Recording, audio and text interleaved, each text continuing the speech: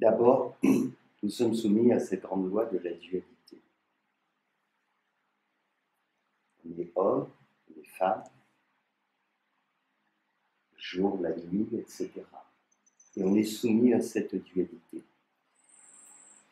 Nous avons un besoin de complémentarité. D'ailleurs, pour que l'espèce humaine se reproduise, il faut que l'homme et la femme s'accouplent. Sinon, ça ne marche pas. Quoi qu'on trouve des astuces maintenant. Et bon. Sur un plan biologique, sur un plan affectif, sur différents plans, nous avons besoin de l'autre. Et c'est là que tout commence. Il s'agit du besoin. Un besoin physiologique, besoin affectif, besoin sexuel. Mais il s'agit du besoin.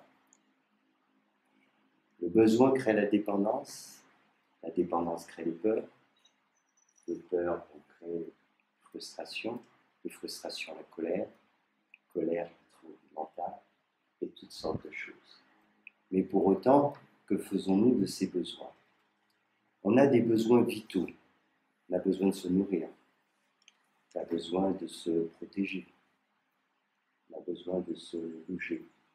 Mais on a d'autres besoins qu'on peut estimer sur l'échelle de l'importance, pour certains à très haut niveau, pour d'autres en bas.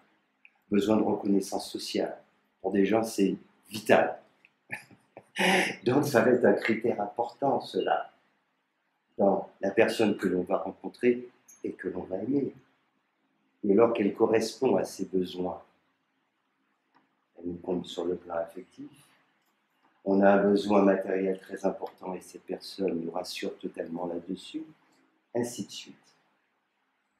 Et quand ces besoins semblent correspondre, ils nous attendent, car il y a les besoins qu'on peut identifier, très concrets, que l'on peut expérimenter, puis il y a les attentes. Celle-ci, c'est à venir. Et quand tout cela semble coller, alors on est follement amoureux. Parce qu'en réalité, ce qui nous pousse vers l'autre, c'est le besoin. Ce n'est pas un problème en soi, mais ça le devient quand on l'identifie mal. Et on l'a mal identifié au départ. Nous croyons que c'est l'amour, alors qu'il s'agit de besoin. Ce n'est pas la même chose.